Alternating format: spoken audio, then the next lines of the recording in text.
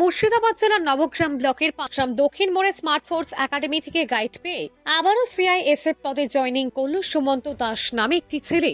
সে 2025-এর জানুয়ারি মাসে জয়েনিং করেছে রাজস্থানে। 6 মাস ট্রেনিং করে আসার পর তাকে সংবর্ধনা দেওয়া হয় স্মার্ট ফোর্স একাডেমি থেকে।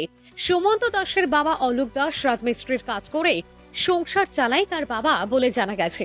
এর বাড়ি বীরভূম জেলার নলহাটি থানার অন্তর্গত নোয়াপাড়া পোস্ট অফিসের খলিলপুর গ্রামে। এই জয়েনিং পাওয়ার মূল কৃতিত্ব দিয়েছে স্মার্ট ফোর্স একাডেমিকে। স্মার্ট ফোর্স একাডেমি ছিল বলেই তার ছেলে এই পদের জন্য গাইড পেয়ে আজকে সিআইএসএফ পদে জয়েনিং করতে পেরেছে, তাই তিনি খুব খুশি হয়েছেন।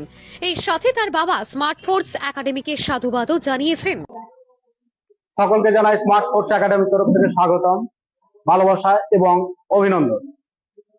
बचपन से मेरा सपना है मैं करूंगी फौज की नौकरी, बचपन से मेरा सपना है मैं करूंगी फौज की नौकरी, और कान में के 47 लेकर मैं हर दिन करूंगी ड्यूटी।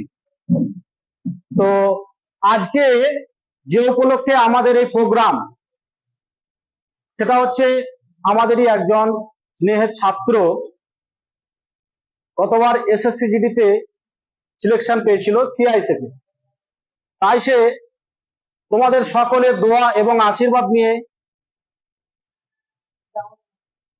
সুন্দর শরীর নিয়ে সে ফিরে এসেছে আমাদের দেশে এবং আমার এখন একাডেমিতে উপস্থিত।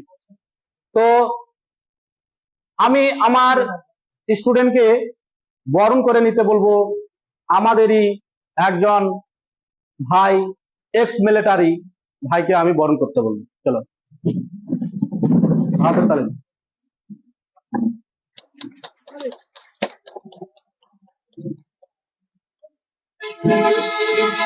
তো তার সঙ্গে সঙ্গে আমরা একটু মিষ্টি মুখ করবো। মারো মারো।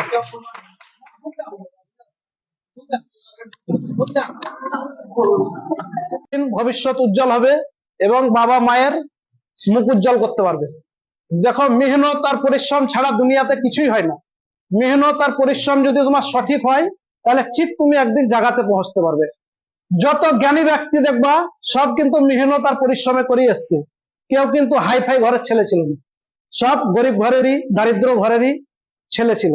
তাই আমি এটাই বলবো তোমাদেরকে যে তোমরা যেভাবে এসছো আজকে আমাদের এখানে স্মার্ট ফোর্স একাডেমিতে, মেহনত আর পরিশ্রম করো, ঠিক তোমাদের একদিন মুখ উজ্জ্বল হবে, বাবা মায়ের উজ্জ্বল হবে মুখ, এবং তোমরা দেশের সেবা করবে এবং গর্বিত হবে। জয় হিন্দ, বন্দে মাতরম, এই বলে আমি শেষ করছি।